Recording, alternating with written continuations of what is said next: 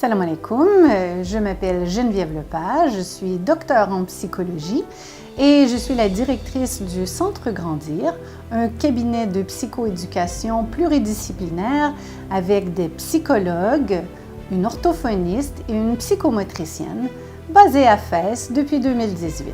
Alors au Centre Grandir, on reçoit une patientèle variée, des petits bébés jusqu'aux mamies ou aux papis, à tout âge de la vie. En fait, on peut toujours aller mieux. Qu'on ait de petits problèmes, de moyens problèmes ou de gros problèmes, tout le monde peut être plus heureux. Et donc, au Centre Grandir, nous travaillons à faire grandir votre bien-être avec vous. Alors, pour les services en psychologie, on voit, oui, les enfants, les adolescents, les adultes. On voit aussi les couples. Et puis, ce soit des problématiques, par exemple, de stress, de troubles anxieux, de phobie, de stress post-traumatique.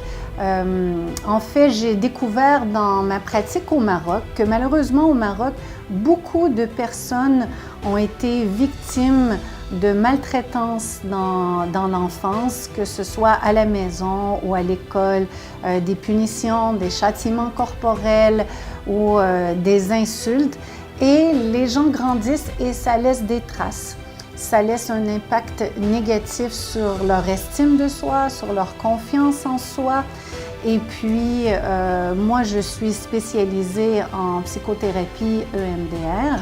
Et donc, pour tout ce qui est des traumatismes, c'est moi qui principalement fais ce genre de prise en charge, soit parce que les gens ont été victimes de violences physiques, mais aussi, malheureusement, trop souvent, des personnes ont été victimes de violences sexuelles aussi. Souvent, ça a lieu malheureusement au sein des familles. Et puis, j'aide les gens à se libérer de ces soucis du passé pour mieux profiter du présent et d'envisager l'avenir de façon positive. Et puis, j'ai des collaboratrices qui travaillent avec moi, des psychologues marocaines, parce que malheureusement, je parle très bien anglais et très bien français et je parle aussi espagnol.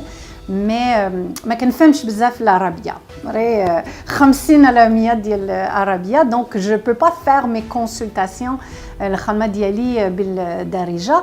Donc عندي ياسمين منسيف، خديجة تمارا وناديا إبراهيمي qui sont des psychologues marocaines diplômées avec titulaire de master et puis qui font des prises en charge aussi des gens soit à Fès ou aussi nous faisons des consultations à distance.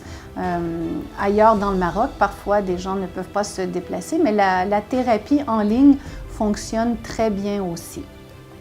Et puis ma collègue Yasmine, elle a une spécialité aussi qu'elle peut faire passer des tests pour des bilans psychologiques ou des bilans intellectuels. Et donc avec des outils validés pour si les enfants ont des retards dans les apprentissages et tout, pour mieux comprendre qu'est-ce qui se passe.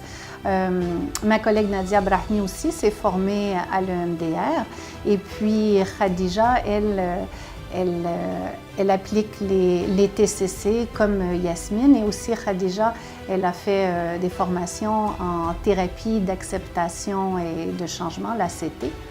Donc, pour les psychologues, voilà la présentation. Au cabinet, nous avons donc aussi une orthophoniste, Shaiman Gad, qui voit les petits-enfants, les grands-enfants et même les adultes aussi. Parce que, par exemple, un adulte peut aussi avoir un trouble d'articulation ou un bégaiement. Et il n'est jamais trop tard pour corriger, en fait. Donc, avec l'orthophoniste, c'est tout ce qui concerne la sphère du langage, que ce soit à l'oral ou à l'écrit. Pour ce qui est de la psychomotricienne, Myriam Madran, elle voit aussi des petits bébés, des enfants, et ça peut commencer très tôt parce que si l'enfant a une condition génétique, par exemple, qui l'empêche de bien s'asseoir, de bien marcher, Myriam va pratiquer avec cet enfant, avec ce bébé, des positions, faire des exercices. Elle va enseigner ça aussi aux parents pour qu'ils pratiquent à la maison. Et comme ça, l'enfant peut suivre un développement plus normal. Ensuite, des fois, il y a des enfants qui viennent un peu plus tard parce qu'ils ont de la difficulté à l'écrit, l'appréhension du crayon, l'écriture elle est trop lente ou trop grosse ou elle est mauvaise. Et en fait, ce qui est particulier de la psychomotricité, c'est que ça fait le lien entre le psychique et le moteur pour avoir une bonne intégration des deux et que l'enfant se sente bien, arrive à réguler ses émotions. Donc, c'est vraiment un service qui est très complémentaire à la psychologie aussi parce que si l'enfant, par exemple, a de la difficulté à écrire et que la maîtresse lui dit « Ah, encore, tu as mal écrit », tout ça, ça peut avoir un impact négatif sur l'estime de soi de l'enfant. Et donc, de corriger ça en premier lieu et après de passer un travail avec une psychologue, ça favorise vraiment le développement positif de l'enfant. Voilà pourquoi un peu j'ai bâti une équipe pluridisciplinaire comme ça, parce qu'entre l'orthophonie, la psychomotricité et la psychologie, en fait, les familles retrouvent tout au sein d'un même cabinet. Plutôt que d'avoir à se déplacer chez l'un et chez l'autre d'un autre côté de la ville, quand l'enfant a des difficultés, tout le monde en est occupé. Et donc, de retrouver à un même endroit où on se sent chez soi. Si vous voyez le cabinet, j'ai fait ça familier. J'ai pas voulu que ce soit froid ou médical. C'est un endroit où est-ce que les gens peuvent venir relaxer. Ils sont confortables. Moi, ce que je dis toujours, j'aime voir, par exemple, des mamans qui attendent dans la salle d'attente et qui se couchent sur le site d'arrêt. Ça, c'est une joie pour moi parce que je me dis, elle est à l'aise. Elle peut se relaxer ici. Elle est en confiance que son enfant est bien pris en charge parce que ça nous est arrivé de recevoir des enfants où, malheureusement, le thérapeute avait crié sur l'enfant, l'avait disputé. Et donc, ça, c'est très nocif dans la relation thérapeutique. Et donc ici, on s'assure d'avoir une prise en charge qui est accueillante, qui est chaleureuse, qui est familière, où les gens puissent se sentir à l'aise. Alors aussi, ce qui est particulier au Centre Grandir, c'est que vous pouvez obtenir de ma part de l'accompagnement périnatal, c'est-à-dire qu'une femme enceinte peut venir pour bien vivre sa grossesse, pour apprendre à vivre un accouchement plus naturel et aussi apprendre à allaiter son enfant. Alors, allaiter, c'est naturel, mais c'est quelque chose qui s'apprend et j'ai offert ce service déjà par passion pour la périnatalité et aussi, je sais un peu l'état des accouchements qui se font ici au Maroc. Malheureusement, il y a un accouchement sur 2 qui termine en césarienne, alors que c'est un taux qui n'est pas recommandé par l'OMS. L'OMS demande des taux beaucoup plus bas. Et c'est important pour que la femme reprenne du pouvoir d'agir sur un moment très important de sa vie et donner un bon départ dans la vie avec elle et son enfant. Et en fait, pour moi, ça, c'est un service qui s'appelle de la prévention en santé mentale. Parce que si on permet que les premiers moments de la vie du petit bébé avec sa maman se fasse bien, que la connexion se fasse bien, que l'attachement mère-enfant débute bien, alors on peut s'attendre que le développement de l'enfant sera mieux. Et voilà pourquoi j'offre aussi des services d'accompagnement à la grossesse, à l'accouchement. Je peux même me déplacer aussi en clinique au besoin pour être comme doula, comme soutien à la maman. Et puis faire des visites à domicile aussi ou au cabinet avec le petit bébé pour les aider à ce que l'allaitement se passe bien. OK. Donc seulement aujourd'hui, on a décidé de traiter la fois quand tu avais 10 ans et que tu as coulé ton examen de maths. Alors, quand tu repenses à cet événement, c'est quoi l'image qui correspond au pire pour toi maintenant? L'image de mon cousin qui s'est moqué de moi Ok. Il rigolait? Il rigolait, oui, il m'a dit que voilà, tu étais brillante toute ta vie et maintenant tu as eu un zéro. Il a fait comme ça, un zéro.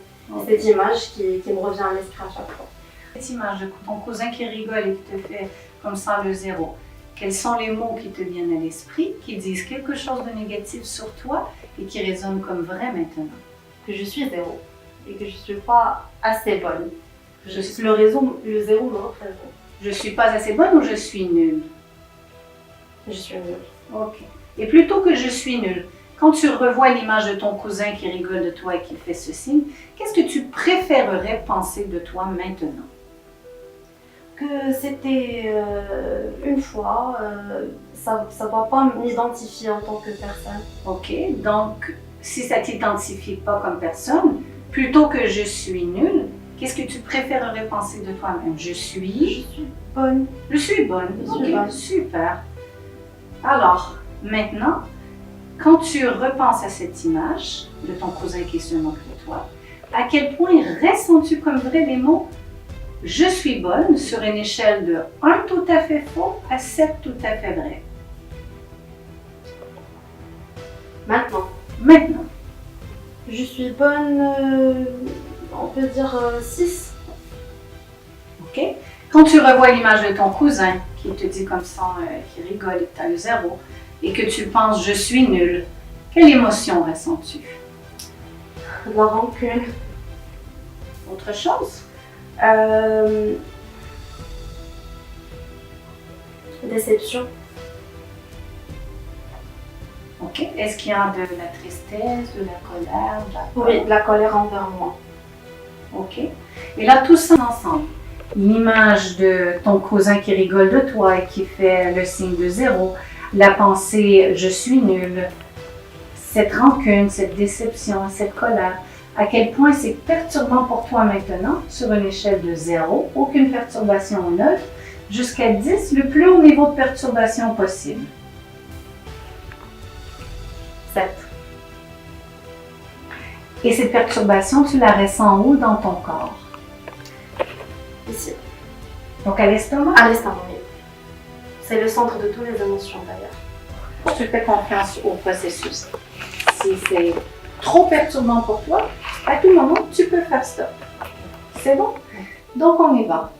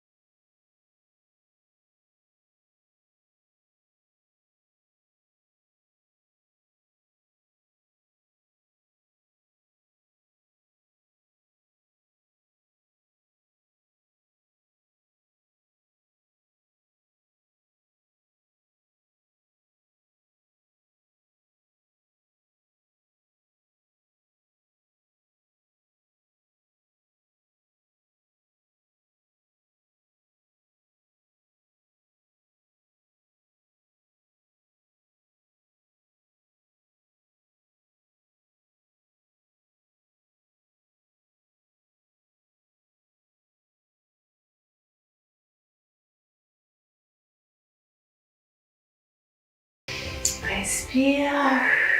Qu'est-ce qui te vient maintenant? Son visage. Ok. Souriant. C'est bien. Juste remarque et continue.